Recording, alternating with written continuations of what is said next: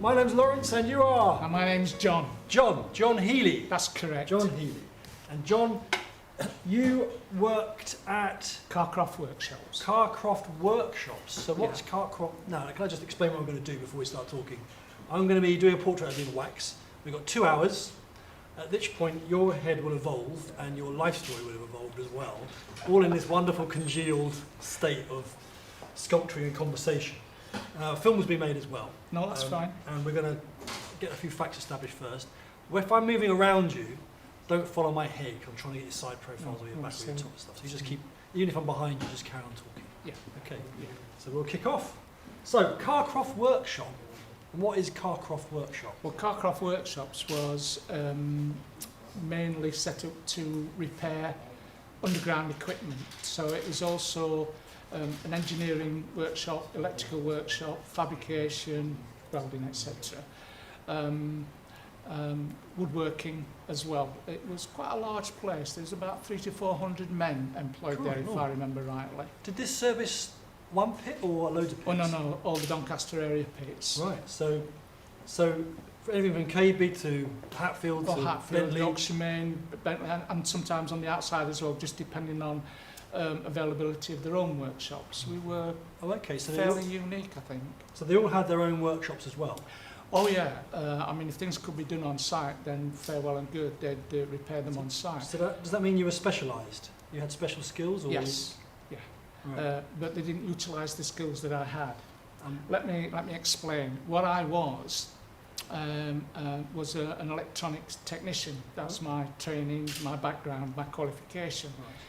Right? And I thought I was going to be employed to maintain underground equipment, communications equipment, video equipment, recording equipment and so forth. No, it wasn't to be that. It was all heavy gear. By that I'm talking about anything up to 1100 volts, quite powerful. And these were used to power the machines that were underground. Right. But the equipment that I was working on were what were termed earth detection units, earth leakage detection units. So they were in huge metal containers. Yeah. So that what would occur is it would help to protect the equipment during usage, prevent overloads, etc. But the main response would be in the detection of methane gas. Okay. And it would explode in the box. And the box was made so that the gases could escape. Once they'd escaped, they were too cold, if you like, to use the right word, to ignite the methane gas in the shaft. That allowed men to get away, etc., etc. And then we would get them. And they would also be serviced regularly. They were quite dusty because they were wet pits, dry pits.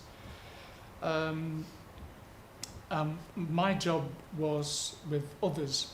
We were in a cage, electrical cage, and our job was to clean the relay systems, check them out and make sure that they worked accordingly. So we would reset the relays. So you're working on site in pits? We worked at Carcroft. The equipment was brought in on lorries because it was that big and heavy. And these units were contained within the metal boxes, and they were fairly large. It could be, let me try and think of it now then. You're talking about perhaps a metre in length, half a metre wide, and maybe half a metre high, roughly. But they were all, I think they were aluminium. I can't remember the specific metal that they used, but they were damned heavy. Once the lid was taken off, then the electrical units inside were removed. In fact, it was completely stripped, and all the gear would be repaired at Carcroft and put back together again and shipped back to the pit.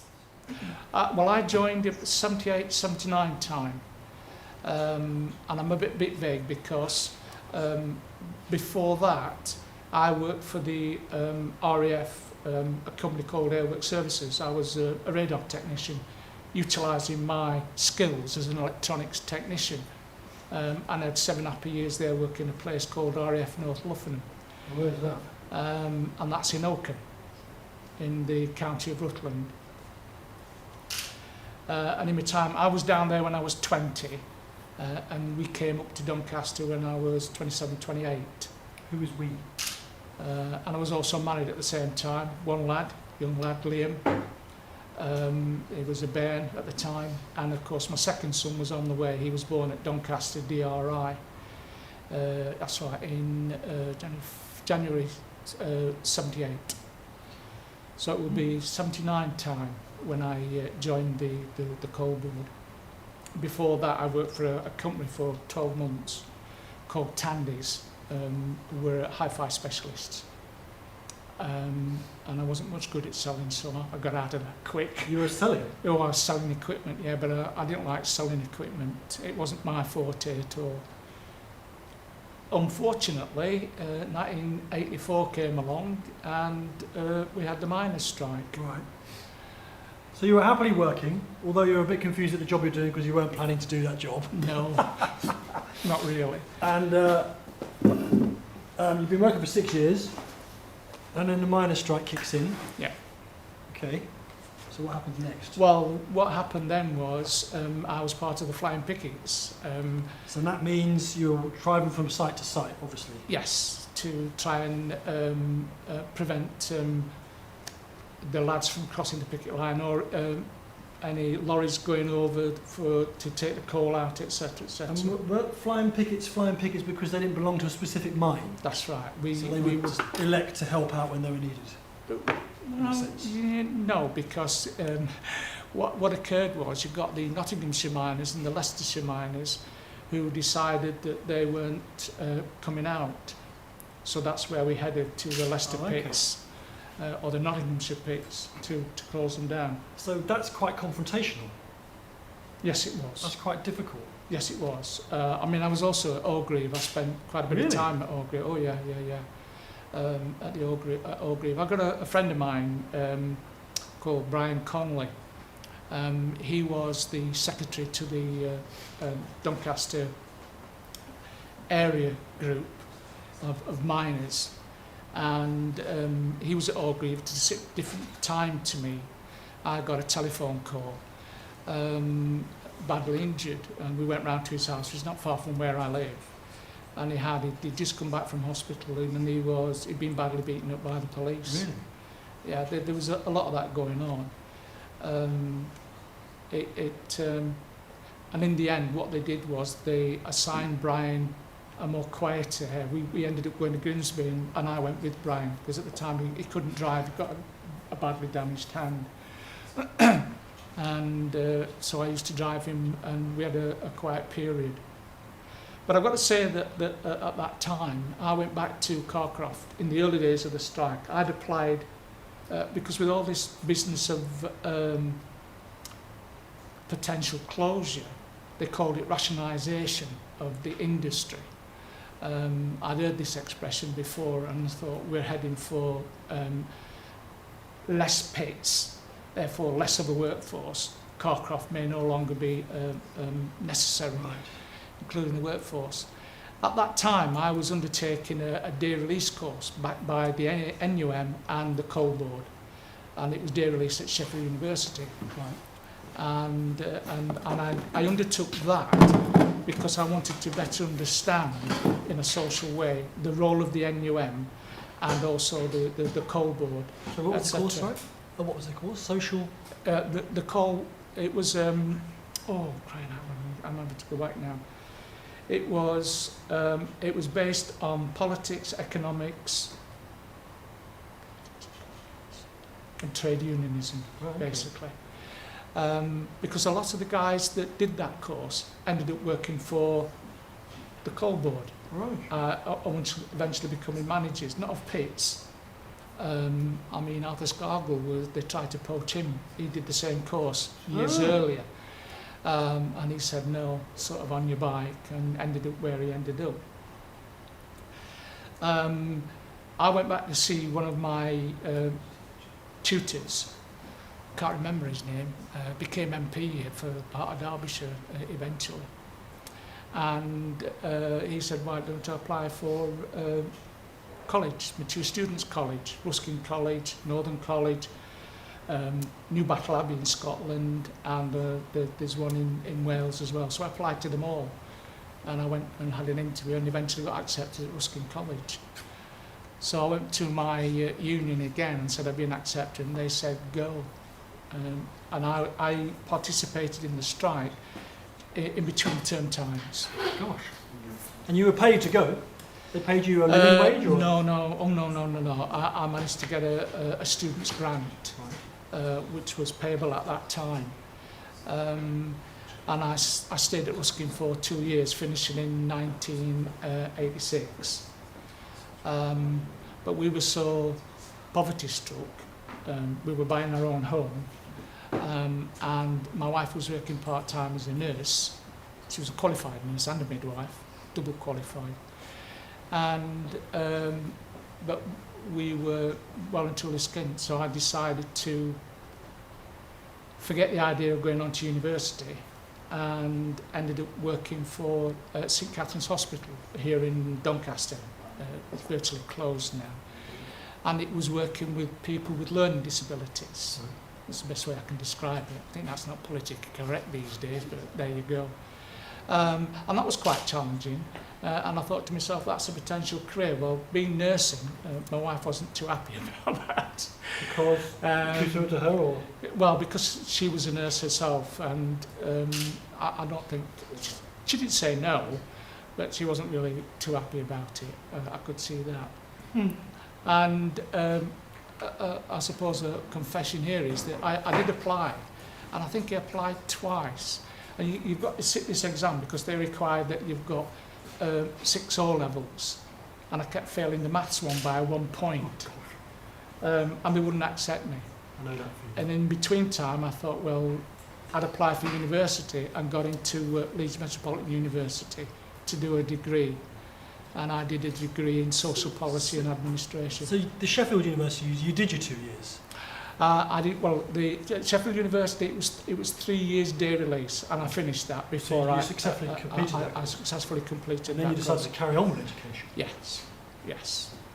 And after 3 years, I came out with I graduated in 1990 with a 2-1. Well, I felt that way because I was competing with all the youngsters for jobs after that. Wow. But I was persuaded to carry on in higher ed, and I went to Sheffield Hallam University to do a postgraduate diploma in housing administration. And so for the last 20 years, between 40 and 60, 61, 62, I worked in housing, and I finally retired as a principal housing manager. Well, I was made redundant, basically.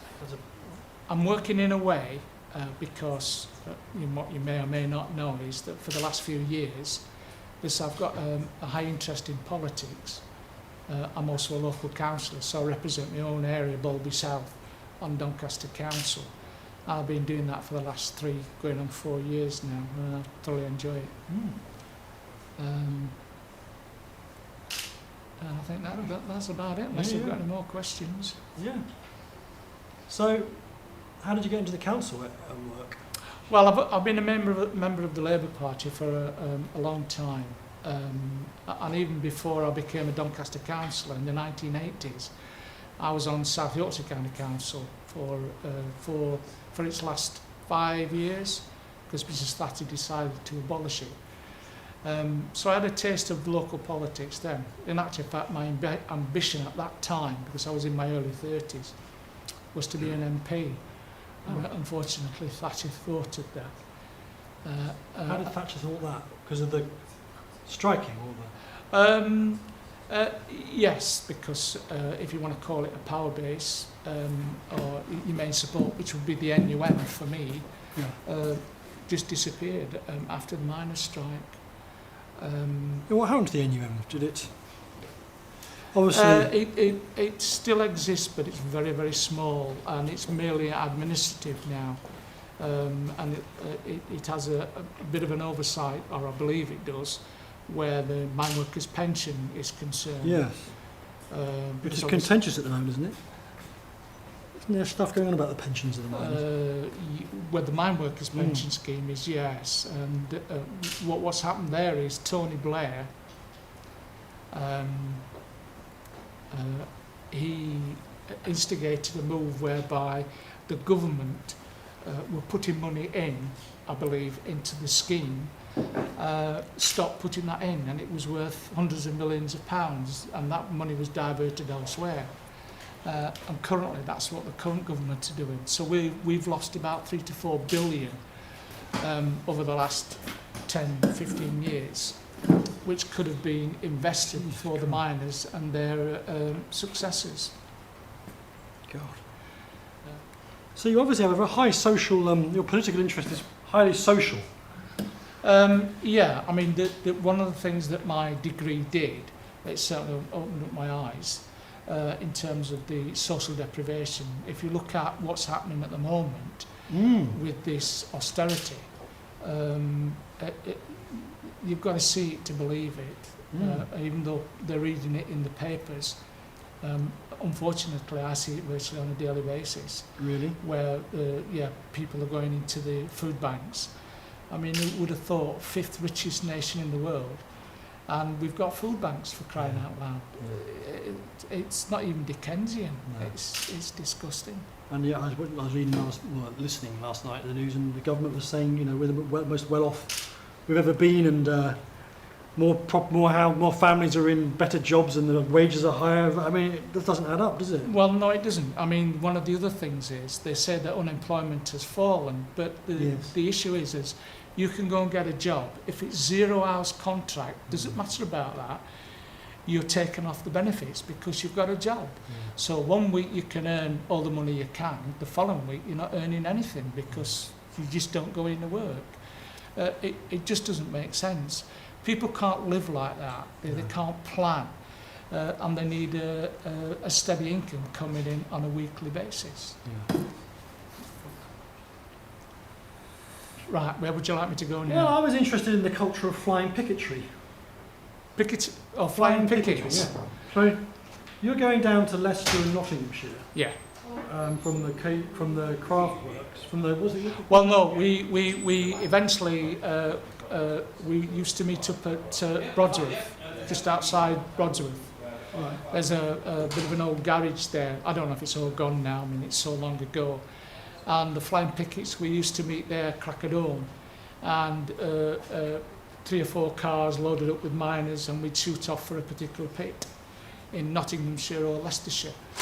But obviously, over time, the police knew where we were, but they would step further back in the countryside and start stopping us.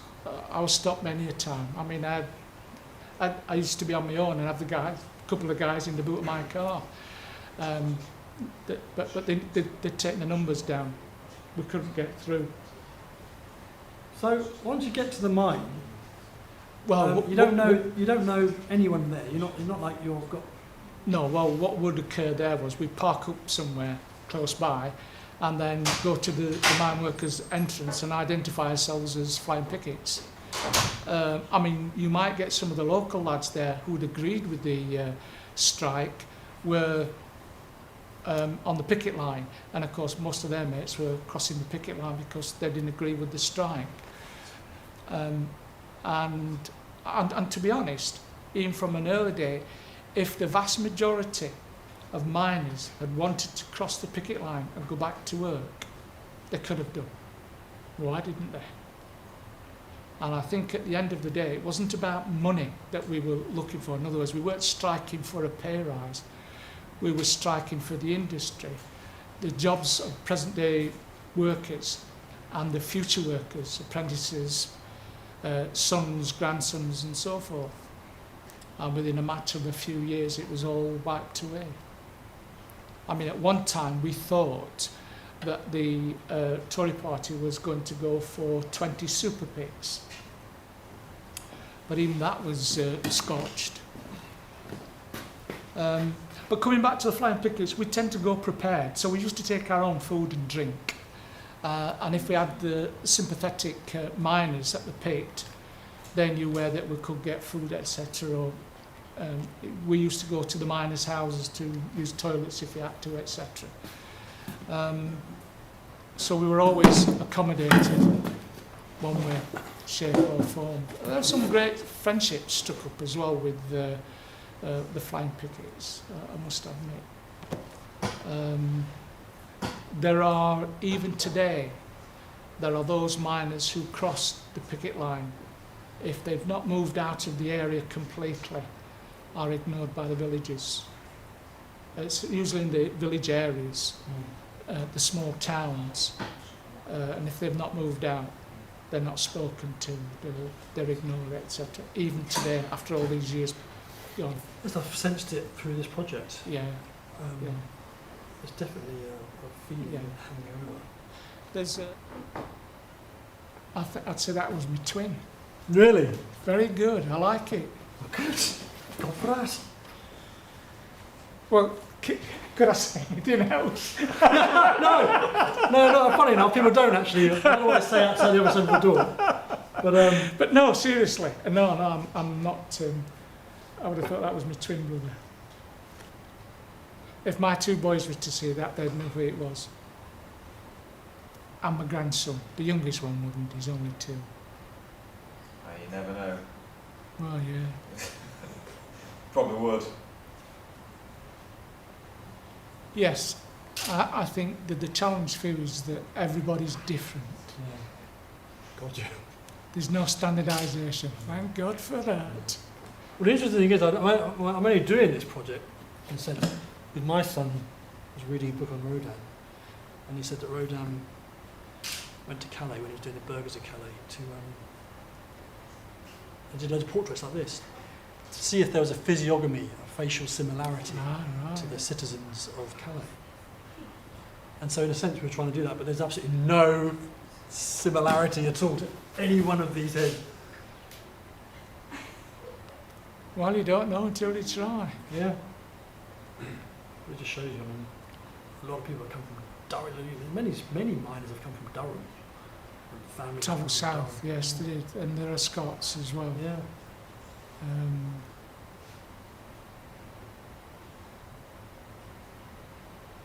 I'm surprised they're not all fast asleep. I must have bored them to death by now. They're on their own work, on your own little projector in there, aren't you? Oh God, he's giggling away in there as well. They've got a screen behind, they think we can't hear them. It's all on the speakers, you know, all that foul language. There's no foul language in here. I have to say I'm getting quite pleased with this now. Good. That's a first today. Shouldn't have said that on camera. Fascinating head. Fascinating.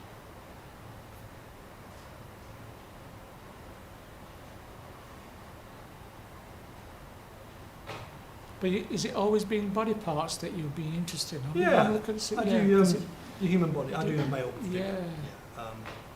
I don't do the female because I'm not one, and I do like that kind of. When I'm making my own work, as it were, I have to relate to it, Yeah. and I can only relate to my kind of physicality. Yeah. Like they're imaginary bodies. I make imaginary men, basically. They're not from life. There's a lot of life works you can see. I do all this sort of thing, but this I don't consider to be. I love doing this, but you know, when you're expressing your own feelings, I'm not copying you, for example. Yeah. I'm making it up in my head and I'm related to it in another way. So then it is the male figure that I work for. And that's interesting that as well, because my younger son did A-level art, but he never carried on with it. No, he didn't. And well, we thought he was good, but we were biased. Yeah. But he did modelling, but not with wax, as part of his A-level. And he also did a portrait, but it was a skull. And he did images of himself from being a baby with various photographs circling around. It's quite, and I was only thinking about it, virtually on the way here. And I was thinking, where is it? Because I've not seen it for a while. He used to have it hanging up, and he had his own home in Crooks in Sheffield. But once he married Megan, they both purchased their own home up in Fulwood. but I'm not seeing it. That was a nice one. He's done other bits and pieces as well, but he doesn't do anything now. I said, don't you do it even to relax? He says, no. He might do eventually. You never know. It's difficult if you don't have to do it. I mean, I'm really lucky that it's turned into my job. Yeah. Because I think, getting on a Saturday afternoon and suddenly picking up a bit of wax and getting on with it. It's a bit like playing the piano when you don't really want to, it's like practice and all that sort of stuff. Yeah. And then you've got to work at it to keep good at it. It's like, it's very, you can soon disappoint us. Something that can very easily disappoint you and dishearten you. And if you're not being forced in this scenario, like for example, I'd never do this. I'd never ever entertain doing another 3 of these heads. When I did this, I thought, this is what I've got in my family. I've got to go. Got to do the kids, do the wife, do my parents before they pop it, and all this sort of stuff. There's got to be a proper record of my family. Have I hell? So so where do you live? Suffolk. All right, yes. So you'll be living up here then, the week. I'm here for 3 days. 3 days a week. Yeah, that's right. Do you train it or you? No, I drive up. Car? Yeah. I drove up last night. Left at 7 and got here at just after 10, which is brilliant.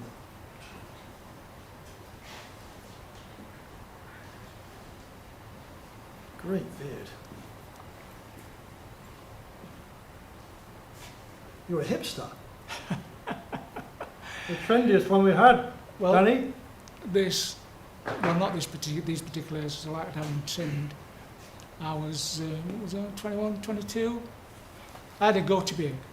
Oh, really? Yeah, for years. And then for some unknown reason, I didn't buy myself any razors to do the shave off the sides, etc. So I sort of let it grow. And sort of never looked back. And the only time I shaved it off, well, I'll be honest, I'd not long got married. And I shaved it off, and my wife says, that goes back on. Really? She says, that's how I found you, that's how I'll keep you. No, she didn't want me to take it off, so I never have done. Who's the guy that runs Glastonbury? What's his name? Oh, yeah. Mike. I want to say Felix. Not quite Eves. the same. Eves. Yeah. Eves? Evis. Yeah. Feels a bit like him. No, because his That eyes, heavy one. his eyes are not the same. Can I just turn Just it get to to hold me? it. Yeah. Because that nose is bent. It's always been bent. Yeah. There's a story behind that, and I'll tell you before I go. Go on then. Right?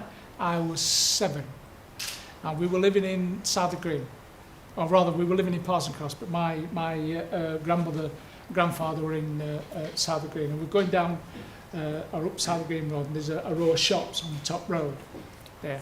Right? What did John do? Run, trip, fell. Not once, 3 times. Really? Yeah, smashed my nose. And my mother there used to be a GP on the opposite side of the road, main thoroughfare where the trams used to run. So she got me carried across to the GP.